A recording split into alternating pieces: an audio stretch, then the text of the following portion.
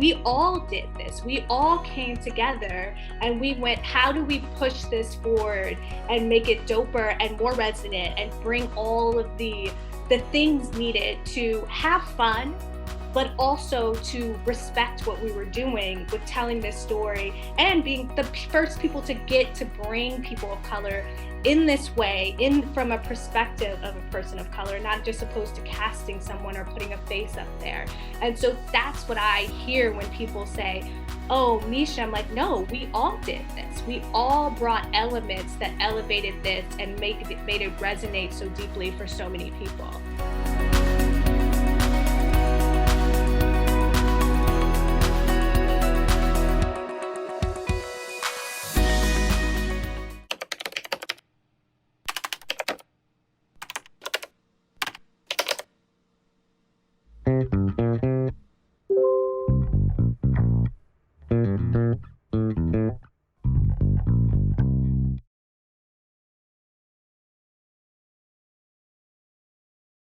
I'm a Verizon engineer. We built our 5G nationwide so millions of people could do what they love in Verizon 5G quality. And in parts of many cities, we have ultra-wideband, the fastest 5G in the world. This is 5G built right, only from Verizon.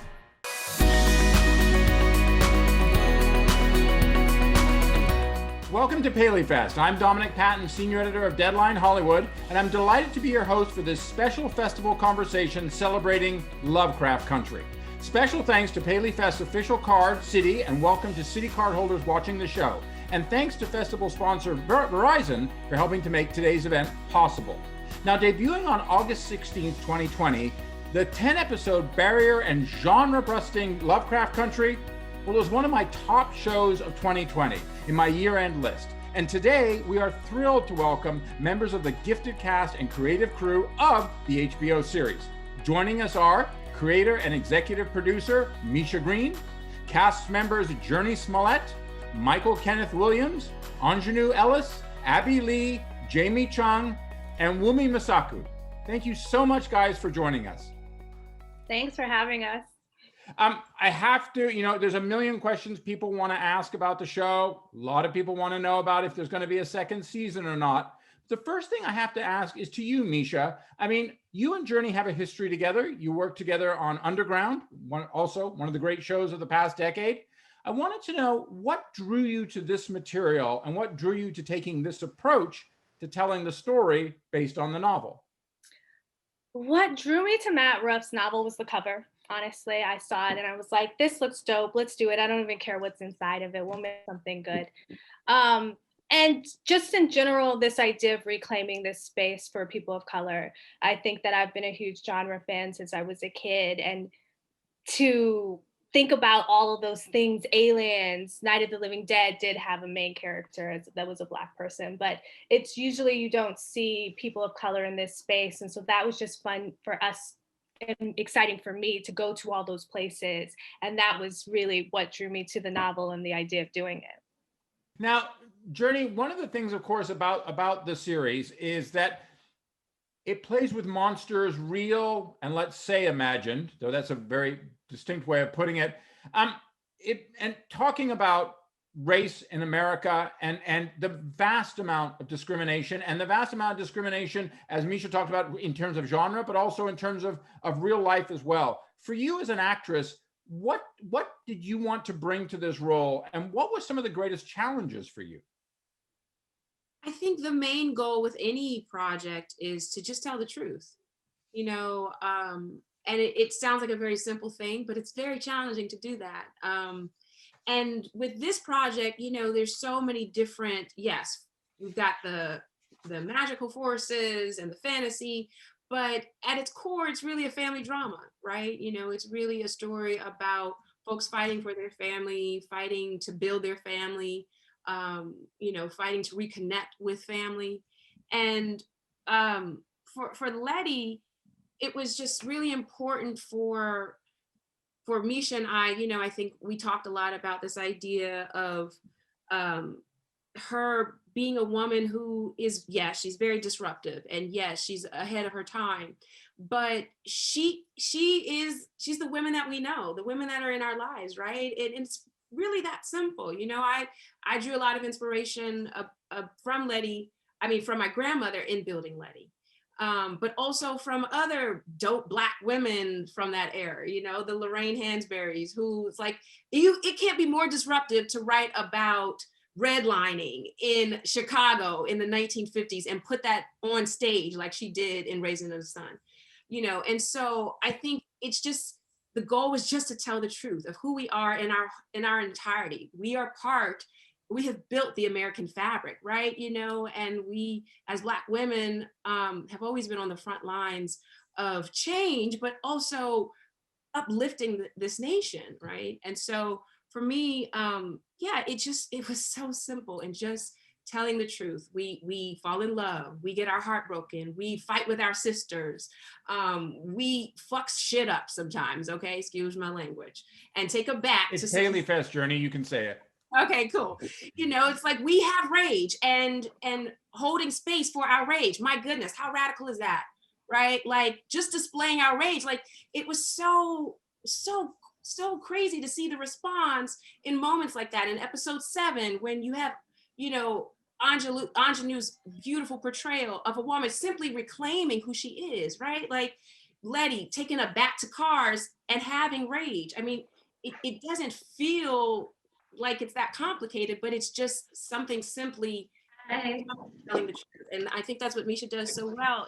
Journey, you know, when you talk about that, when you talk about in terms of family, Michael, I wanted to ask you, your role of Montrose is, it's such a complex role. There's such a degree of sacrifice and so much knowledge that we see over the episodes as the story of this man, who's a hard man to begin with, a very hard man to begin with. And we reveal about who he is to himself, who he is as a father, who he is as a Black man in 1950s America. For you, what were some of the aspects of the role that attracted you? And what were some of the things that you and Misha worked on? Now, I know Misha and I have talked about this in past interviews. You know, working with you, everyone always tells me what an honor it is and how talented you are and how much they love working with you. But I'd love to know some of the specifics of how you guys really found this character. Well, you know, well, first of all, man, I would, you know, Misha, in my opinion, Misha's approach to me was, man, she let me run wild. She let me run free. She didn't put any shackles on me. She gave me this world. She created this world for me to go play in, and she let me run wild and free. And that's my opinion on the way she approached to how she handled me on set. What drew me to Montrose was his relationship with his son, Atticus, and played by Jonathan Major, who sadly is not with us today, but we hope you're here in spirit. Shout out to Jonathan Majors, man. You know, no one else could have in my world, from my viewpoint, no one else could have been my Atticus, could have played my son, and bring the dynamic the way he and I were able to do. Yeah, that was the first thing that attracted me to Montrose was, you know, this unorthodox family and getting to explore that and what that looks like, and, you know, and all his brokenness, how he, you know, and it would appear, and from at first glance, that, you know, Montrose was this monster who was abusive to his son, that's a part of his reality, his characteristics. He was also a man who loved his son and would do anything to protect him, and he needed this relationship with his son in a way to validate himself. And there was something so beautifully broken in the dynamic, and that was the first thing that attracted me to Montrose. Abby, you play, I want to use the word villain, but there's a lot more than villain going on here with Christina. There's a transformative quality to her, literally and figuratively, that we see over the season. For you, coming into this role and telling this story, what were some of the, I use the word challenges probably too much, but it's the word that comes to mind, especially when it comes to Christina. Yeah, I think the most challenging and the most important thing to me with Christina was to bring the biggest amount of humanity that I could bring to her, because I think you get in a pretty stuck in a tricky way if you just want to play a villain as a bad person. It was much more interesting for me to really get to the core and the heart of the woman and figure out not how she manages to do what she does, but why? What is it that drives her? Where is the hole in her heart, in her life, that that means that she makes the choices that she makes? And that was hard. She's a very provocative character. You know, she lives in a very duplicit place within herself. You know, she seems to want to, on the one hand, use her power to empower others and herself, and she's getting ahead. She's trying to, you know, break out of the patriarchal society that she's been brought up in, and her repressed sort of relationship with her father and the cult. And yet, in doing that, she really damages his family along the way. So it was a difficult place for me to sit morally, and I really had to do the work. Abby, can I ask you, that's interesting that you say. Why do you say that was a difficult place for you for morally as an actress? Well, because she makes decisions. Because she does things that I would never dream of doing. I mean, she really unapologetically and seemingly without consequence to her own, how she, you know, she takes actions and she doesn't seem to give a shit, really. It doesn't seem to hurt her. It affects her, but it doesn't seem to really damage her sort of moral compass. And that's not where I moved from. So, but I didn't want to just not agree with the things she does. I had to figure out why. I had to give her a full life so that it was like what Journey said, that it was truthful, so it was relatable, which was difficult for me at times, you know, because she's pretty out there. Yeah, mild way of putting it. Misha, what does it say about me that it wasn't difficult to write her? Like, I was just like, yeah, that's what I would do in that situation, maybe. Yeah. Does that say anything about me? Unfortunately, PaleyFest is not a psychological endeavor, but we will hope one day it will tell us something. Maybe Lovecraft Country season 2, we can go into that. But to that, Misha, there are, you know, Lovecraft exists as a season, but there are so many elements of its standalone episodes. Journey talked about episode 7 and the others. I want to just go back to you as I listened to Abby and Michael and Journey, and we'll talk to everyone else as well. How were you looking at weaving together all these stories? And were there stuff that you left out or that you had to kind of compress to make it into the 10 episodes? Or what was your plan and your overall storyboard?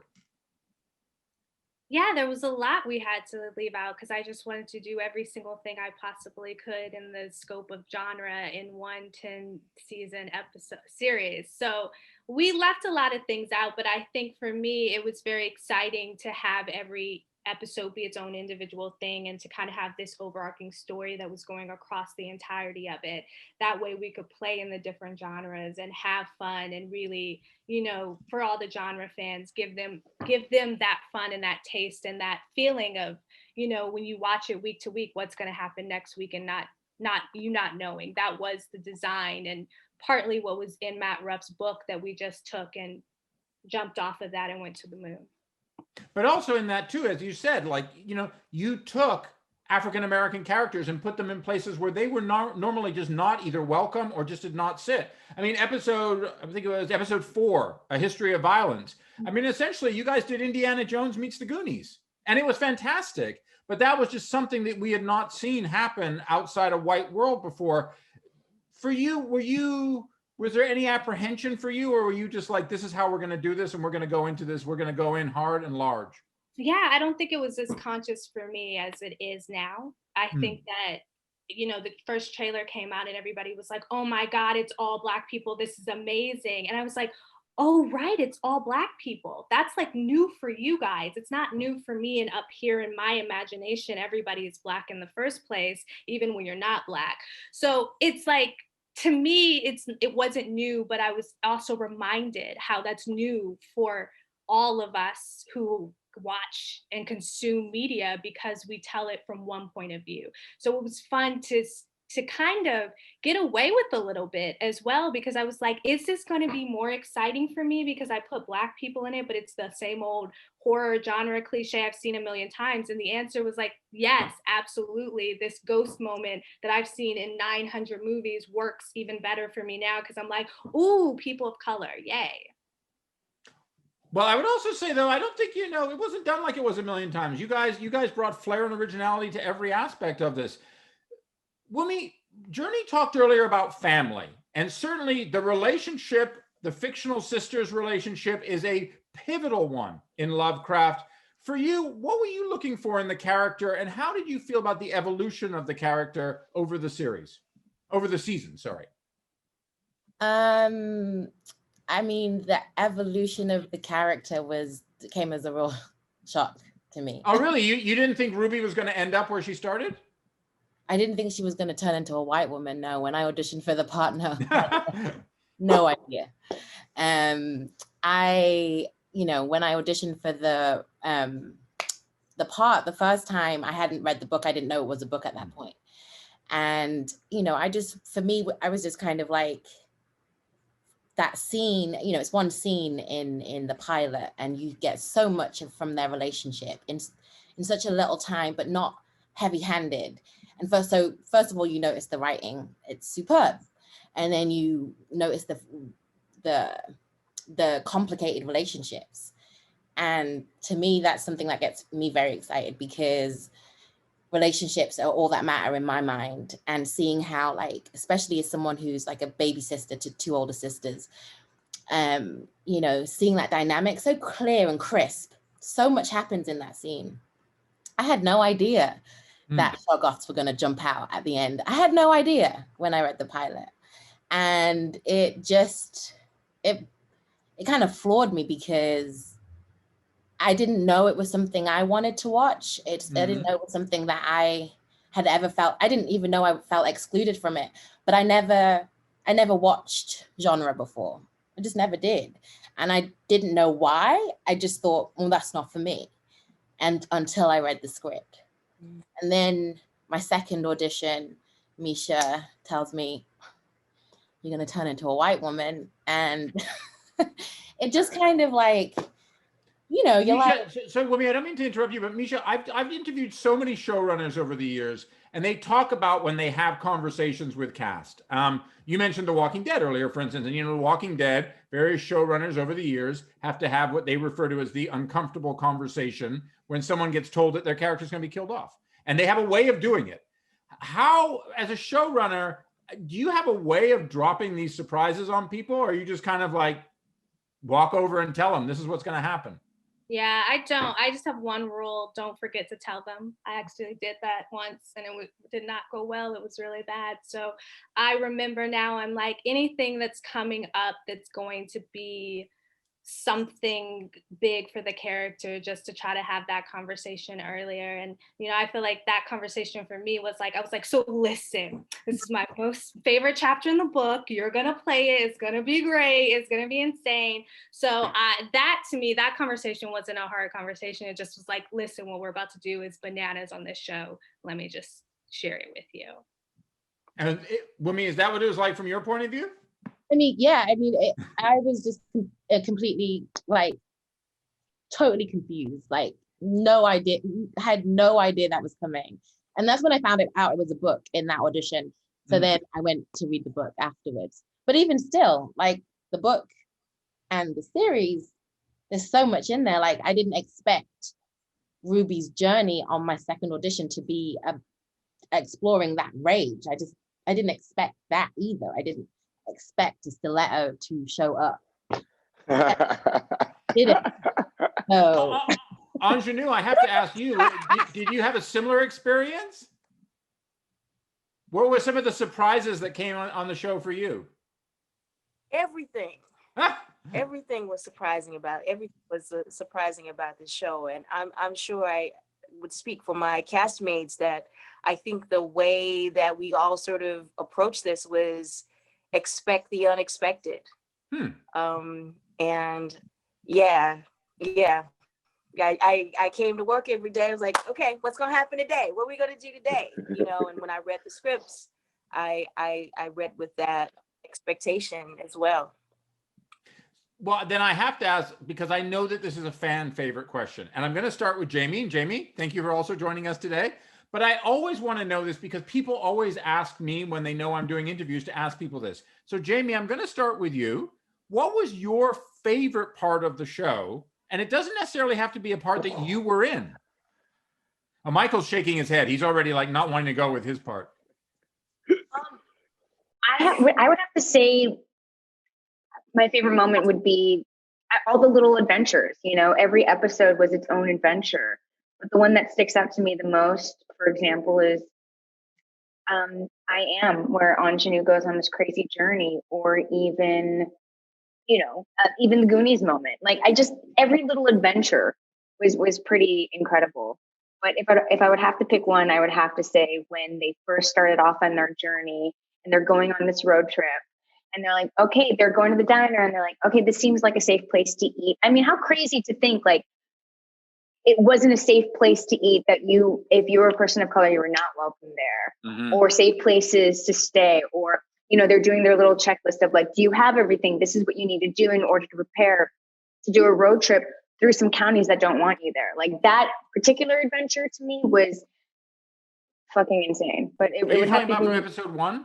Yes, from episode 1. Yeah. That was probably and then also when Letitia is like, we need to get the fuck out of here, and she's like running out. But it was, I would have to say that was my favorite adventure. Misha, so many elements of the show were about the unexpected. You talked about some things you just weren't able to include because of time constraints or whatever and stuff like that. Can you give us one example of something you really wanted to, a surprise you wanted to include that we just didn't see in season 1?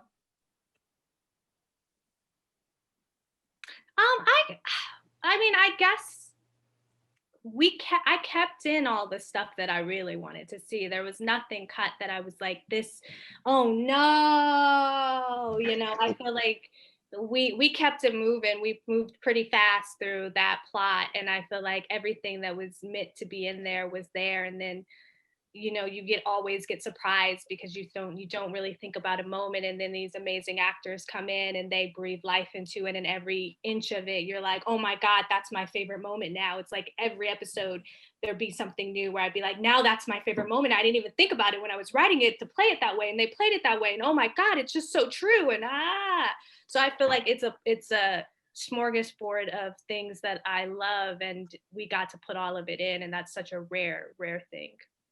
And it's so rare to hear someone use the word smorgasbord in a sentence in such a great way as well. Journey, kind of to pivot to smorgasbord, but and not in another way. I know that so many people have reacted so strongly to Letty as a character, as a woman of color, as a woman on television in America in 2020. What has some of the responses been for you, and how does that make you feel as an actress, as a person?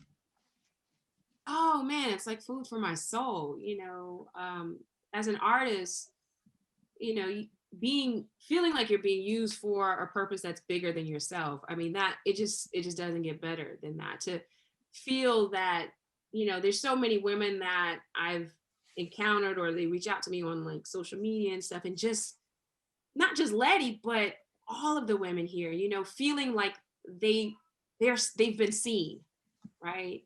And finally feeling like they have folks that they can see themselves in, they can relate to.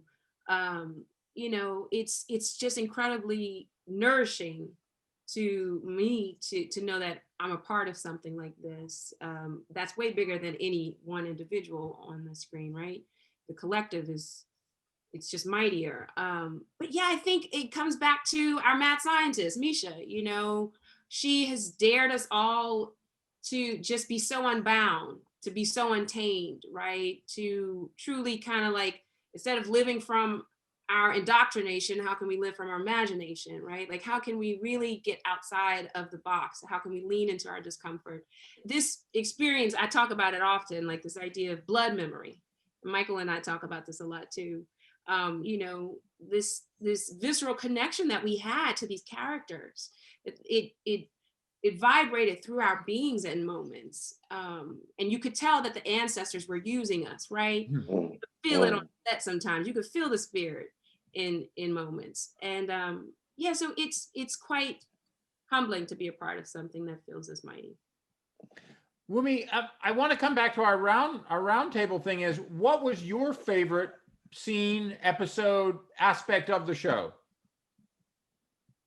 I would say scene, I don't know, but like the whole episode, episode 7 for me, really just from the read through, I just felt very emotional. And then watching it, I just really was like, I don't think I had really understood I just don't think I knew how much I needed this show. I needed to be a part of it.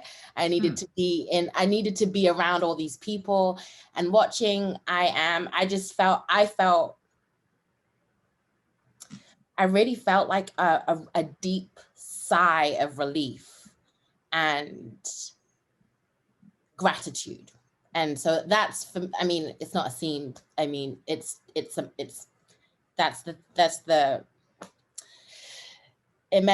means so much to me, this whole show, but that is when I realized how much it vibrated throughout every part of me. Yeah. Ingenue, when we talk about episode 7, I believe that's, Misha, correct me if I'm wrong, but that's I Am. And that's, I don't know how else to put it. You kicked the Confederates' ass. There's no other way of putting it in that episode. For you, what was that like? And what kind of reaction did you get from people? Well, I am from Mississippi. I live in Mississippi. I'm in Mississippi right now. And we just got rid of the Confederate flag in our state flag. So, and we were very happy about that.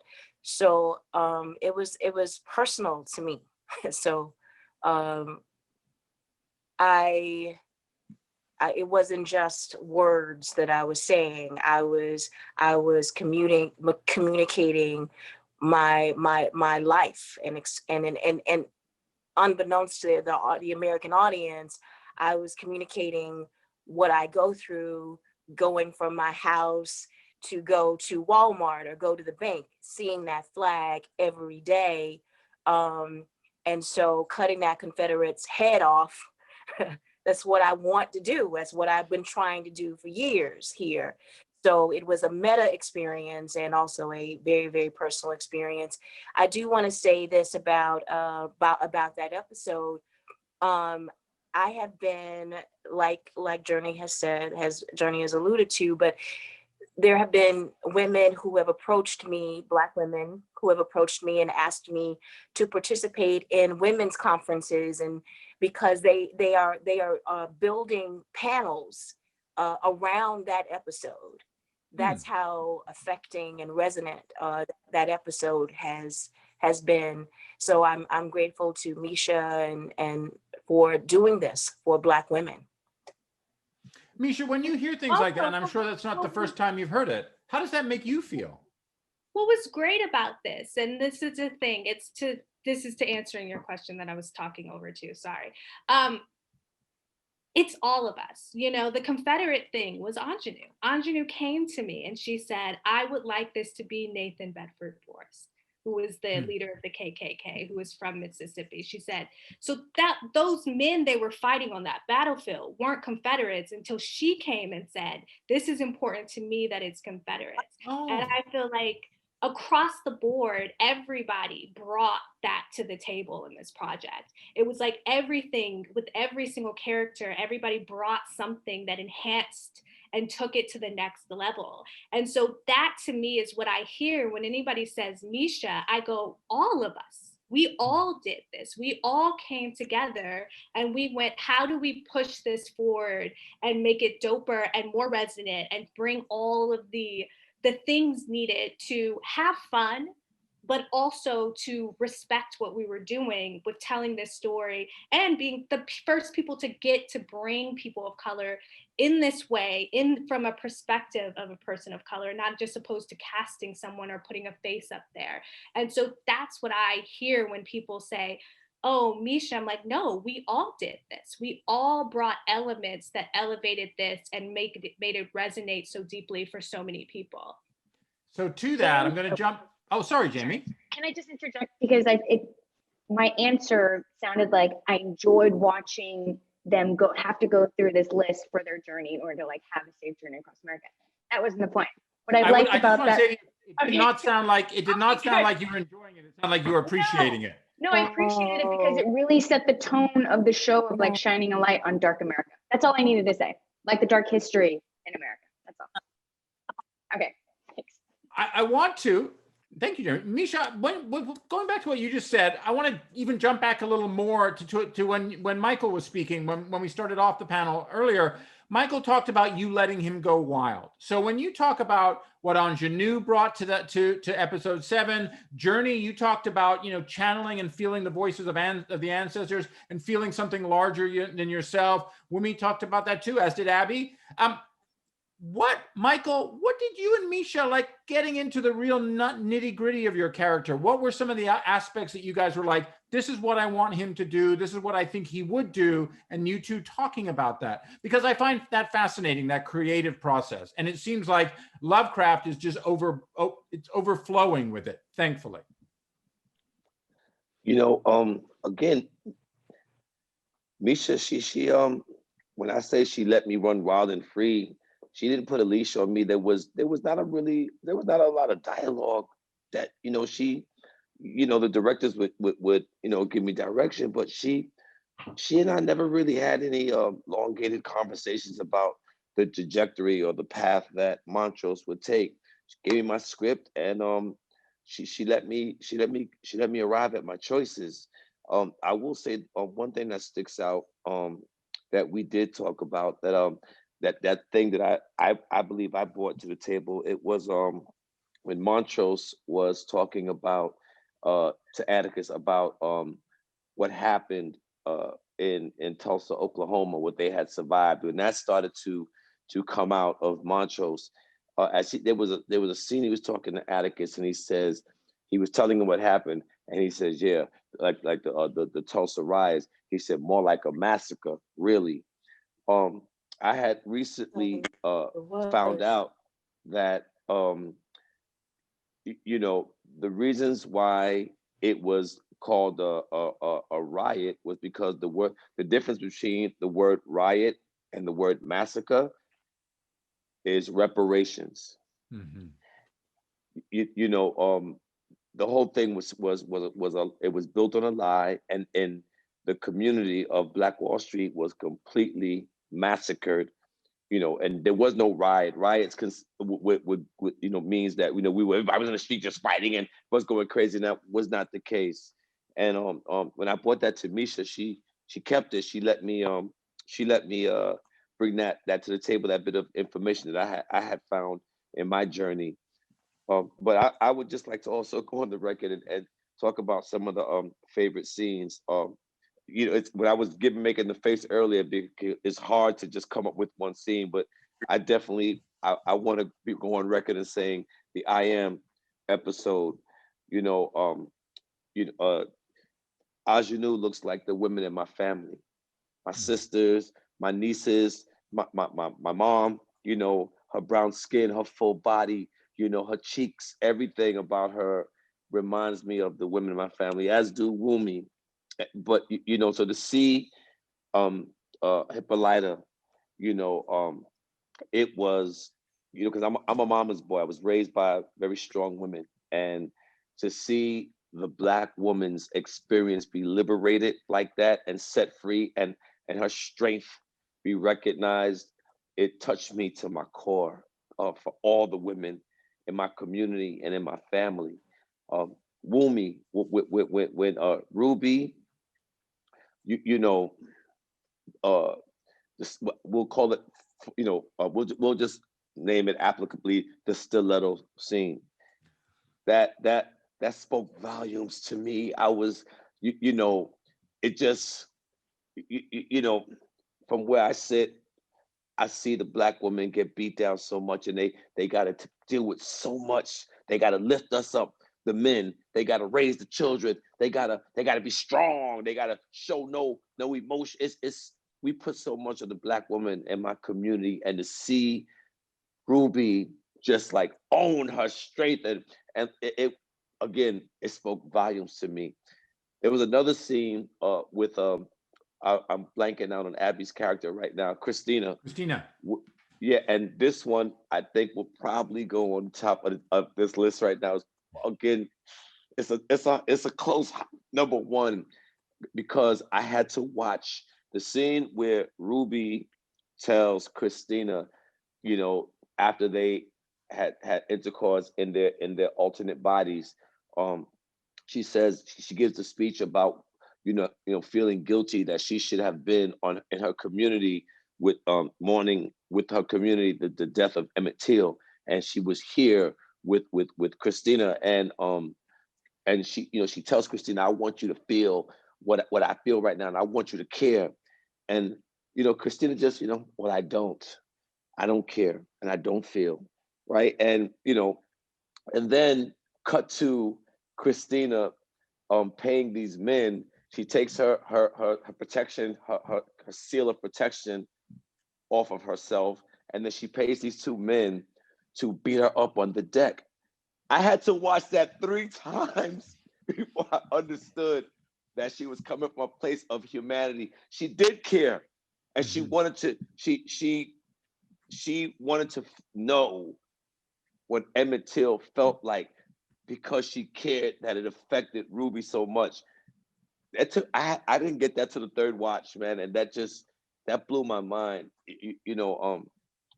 I just, and lastly, the history lesson with Journey and Atticus and George, when they're in that restaurant with Jamie spoke about earlier. The history in there, when Atticus slides the tile and says, Uncle George, remind me why the White House is white again. And that whole thing, that just, there were so many moments, but those stick out the most to me right now. It's one of my favorites. Well, thank you, Michael. Abby, I have to. Sorry, can I add real quick to that too? It's again Misha, sure. You can add anything. When we had that conversation about Riot versus Massacre, it was very illuminating for me as well. And I went, okay, where can we now, because we were saying Riot throughout the season, it was like, where can we ADR and have them call it Massacre? And so all the moments that we could do that where it didn't seem really weird in their mouth, we did that. And that's another example of how everybody coming to the table with stuff enhanced the show overall. Abby, I wanted to ask you to kind of wrap up our roundtable part, and especially coming off that beautiful analysis by Michael. What was your favorite scene or episode of the show?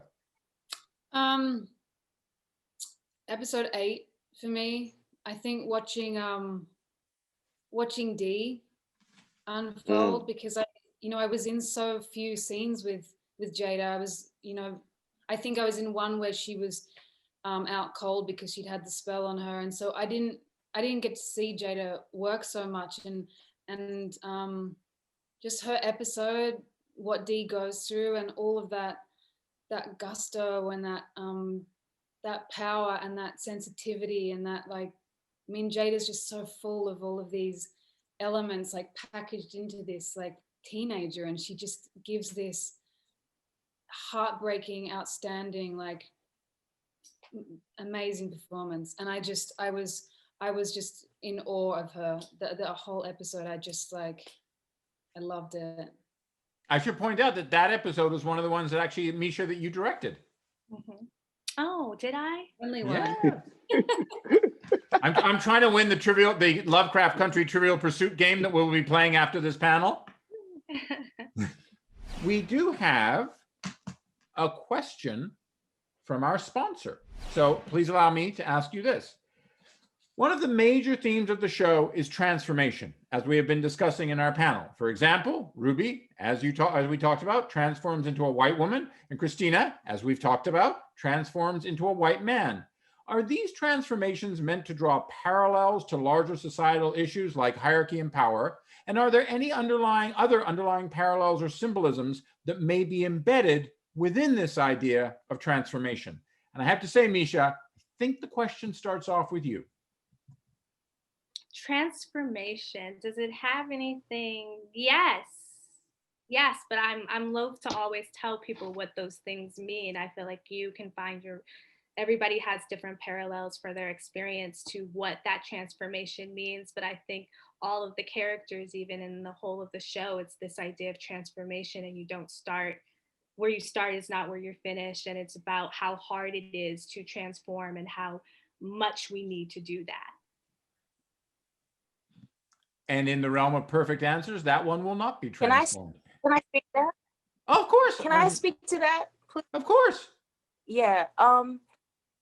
What I think is so revolutionary about the series is that the name itself is an act of how we start revolutions. I believe is within how we use language, is in how we name ourselves, and the idea that H.P. Lovecraft was this virulent racist, and the root of his